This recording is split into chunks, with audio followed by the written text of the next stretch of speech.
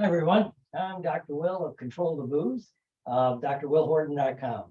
I want you to have some information very few people on the face of the earth know. 99% of the psychologists don't know it, or the alcohol and drug counselors, hypnotists. It's information very few know. And if you understand what I'm about to share with you, if you're having trouble controlling your booze, and this is applicable for other things that I've done over the thousands and thousands of clients I've done in my hypnosis practice, when I ran inpatient, outpatient treatment centers, all the things that I've done. And what it is, let's look at like drinking, booze, right? Which is the number one problem when it comes to any kind of, if you want to call it drug problems, right? We can look at the opioid epidemic, we can look at crack and crystal meth and all that. Very few people are really aware because the media doesn't want us to know this, but more people die from alcohol than all the other drugs combined, right? More people die from alcohol withdrawal than all the other drugs combined. And when you add in car wrecks, domestic violence, it goes through the roof. I can tell you for a fact, when I ran the unit, the mental health unit at a Florida state prison, over half the people were there due to a drug or alcohol problem, with alcohol being being the primary driver. They wouldn't have done the behavior if they hadn't have been drunk, right? And then now they're in prison, whether it's a felony DUI, whether it was one guy was there, he got in a bar fight, severely injured another person, he was in jail. Another person got drunk, thought it'd be a good idea to rob a store. I mean, it sounds silly, but I mean, I lost track of how many stories I heard over the years doing that. But let me tell you this. So when it comes to it, what's going on? Let me tell you, here's a way to look at it, right? How to codify what things are. Because unfortunately, one of the worst parts about when it comes to your drinking is people say, well, only you can diagnose yourself whether you really have a drinking problem or not. Only you can do this. No other disease does this. You don't, if you had a tumor on your chest, you don't go to the doctor, they run some tests, and they go, well, here's the results, but only you can decide if you have emphysema or this. Only you can, no, it's because alcohol is so prevalent in our society and it's so much part of our culture, it's almost taboo to even talk about it. Well, I'm going to talk about it because you need to know this information. Follow me on this. When someone first is born, 90-something% of the time, they're abstinence, right? They're abstinence. They don't use. If my puppy runs by, just bear with me. I just want this information out there today. You're abstinence. You don't use. Now, your parents may use, you may not use, or you see people use it, drink, it doesn't matter. You're abstinent, right? Now, there's some things going on during this that people aren't consciously aware of, especially between like the ages of birth to about, they say 6, but I'll go up to about the age of 8, right? What if you're in a household where the only time you saw your mom and dad get along is when they were drinking? What if the time your dad was really affectionate and loving is when he was drinking? What about this? And if you saw that, and our media really hammers it home, people drinking, having fun, relaxing, these subconscious things get in there. But anyway, you're abstinent. Then what happens, usually as your teenage years, you get into where you experiment with, let's say, drugs or alcohol, but we're going to focus on alcohol right now. Contrary to what a lot of people say if they have kids, never my kids. It's part of the Western world, and it's rippled all over the world due to Western dominance of media. You're going to experiment. You're going to have a drink. You get drunk in high school. You do this. Now, the people that experiment, some of them, may go, I don't like the way this makes me feel, and they go back to being abstinent. They just don't drink. They don't like it. They don't like the taste. No, it's not for me, right? But they experiment, right? And then now out of that, most of the people that experiment will become social. They'll become social users, social drinkers, the things most people want to be if they have a little bit of a problem, right? They want to, what's that mean? Well, you can drink or not drink. You can have a beer and not have a beer. You can have one and stop. You may go periods of time you don't drink.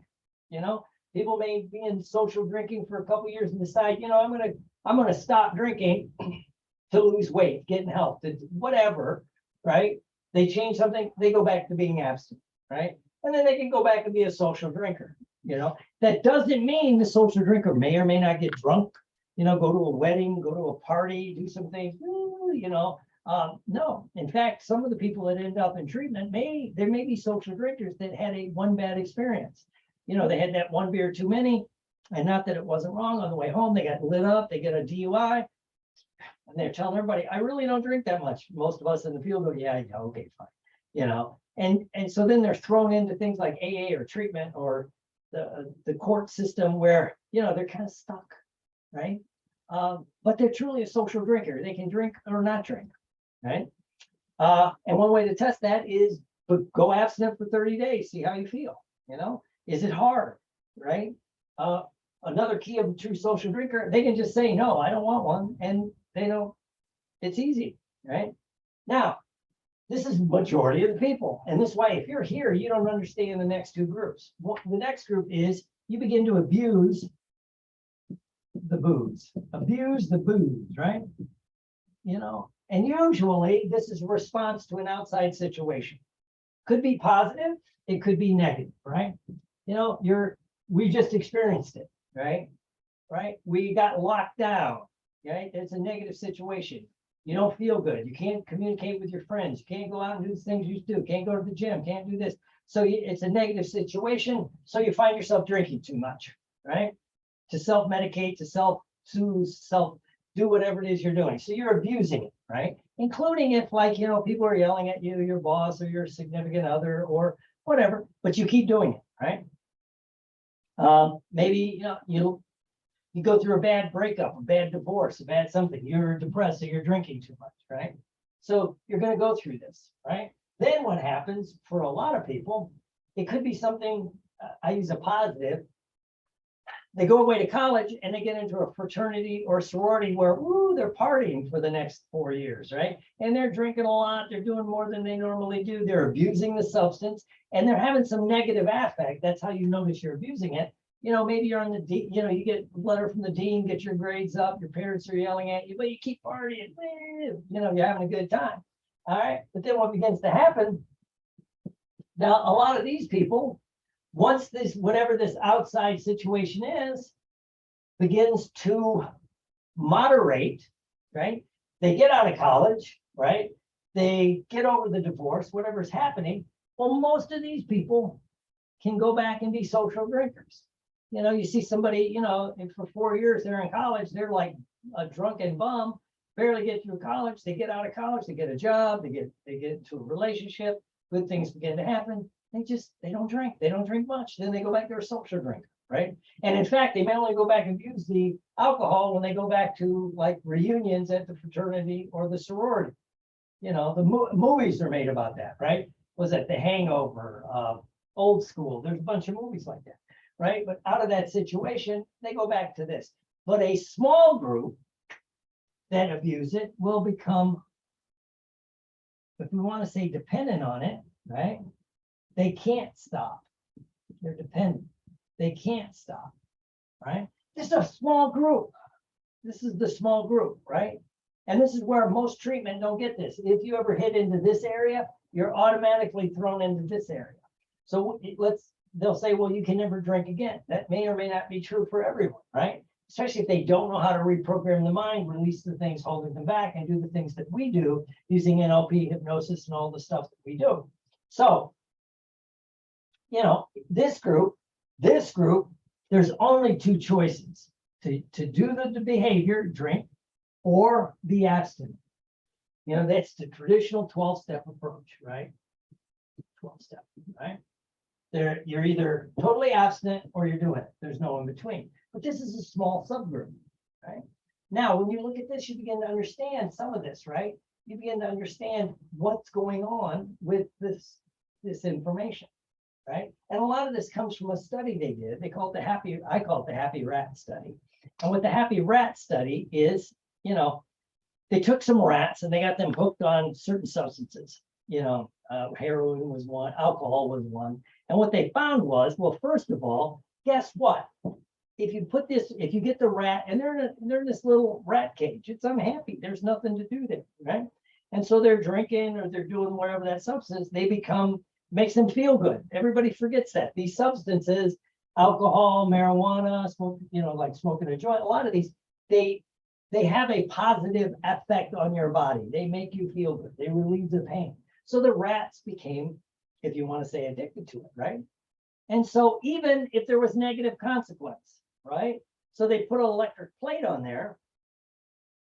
And even if the rat would get shocked, it would still go, it would take the shocks, go over and have the drink, right? Get it in their system to feel better. So the negative didn't stop. That's why you see people when they're abusing a substance, boss yelling at them, wife yelling at them, they get a DUI, nope, they're going to keep going. The negative will not stop it. Fascinating. So you're not alone if you're having some trouble stopping, right? So that's where it started, the whole zero tolerance. You're either here, you're here, there's no, or here, there is no here, you're here or here, boom, right? Now what's fascinating, they duplicated the study. And the reason they duplicated the study, there was a methodology flaw, right? Rats are social creatures, right? One of the way they tested this when the rat was hooked, you know, it was a male rat, they'd throw in a female rat in heat, the rat that was hooked would avoid the female, just want to keep using. Avoid food, keep doing this, right? So that's where the whole zero tolerance went. Well, what they found was if they took the rat out of the unhappy rat cage, and rather than just throw in food or throw in a female or a mate, what they did is they took the rat out and put it in a happy rat cage. Well, there were a lot of rats, you know, there were females, males, kids doing things, food, this and that. And at that point, the rat that was, according to them, non-recoverable, went back to being okay, right? It just didn't go into withdrawals. It made it through. It was just, you know, it was put in a happy rat scenario, right? And so it was different. Now, this also coincides with an interesting thing, which was here in America, the Vietnam War. At the height of the Vietnam War, you have all these soldiers, sailors, airmen, and Marines in Vietnam, average age 19. And it was an unhappy place. Nobody wanted to be there. 90% were drafted. You know, it wasn't supported. You weren't getting a, hey, thank you for your service, all the stuff that we've seen in the last 20 years. No, it was bad, right? And so what happened was when the soldiers, sailors, airmen, Marines got there, they began to abuse substances. You know, first of all, marijuana grew everywhere. It was the golden triangle. There was hashish. There was opium. You could get whatever you wanted. Alcohol, you know, was, you know, first of all, they have it in the local villages. The military brought it in. They were trying to keep people, you know, in the back areas. They were trying to keep people out. So a lot of people were abusing it. Now, again, it's the point. They didn't think about this. They thought, well, now we have all these soldiers, sailors, airmen, Marine that are addicts. You know, they're drug addicts, they're alcoholics. What are we going to do when they come back into the country after their tour of duty? Oh, and by the way, we've trained them with weapons. You know, they're warriors. So they're coming back, you know, and they're not going to be able to reacclimate into society. We've got to gear up for the massive treatment we're going to have to do, right? They were the unhappy rats in the unhappy rat cage. But what they found was of all the soldiers, sailors, airmen, Marines that came back, most of them, after a period of adjustment, went back from this abuse phase. They went back where they were normal. You know, they got back, they got acclimated, they got back into their job and their family. Everything was going on. But a small group couldn't stop. And what they found when they really did even more research, these people were going back into a situation they didn't like anyway. You know, maybe it was a violent, crime-ridden inner city. Maybe it was back on the farm. They didn't want to be on the farm. Whatever it was, right? It was like, I don't want to be. They were going from one happy rat cage to another. They trained themselves for a way to feel better. They needed the extra help. It was a small percentage, right? A small percentage. So if you look at it this way, only you know where you are. And for many people, by the time they reach out to me, they went from the social drinking to they're here, they're abusing it. And everyone around would probably say they're here, we don't know yet, right? So what we have to do is help them figure out where they are, get them back, get them reset, and then they can decide, right? So that's a little bit of a different look at this. This is why I look at it different than everybody else, right?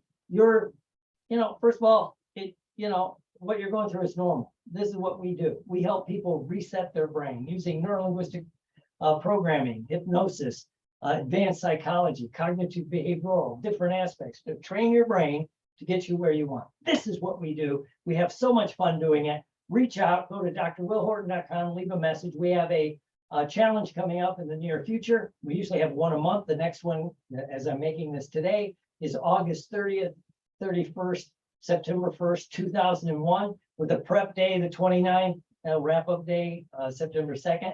So maybe you can have a Labor Day like you haven't experienced in years.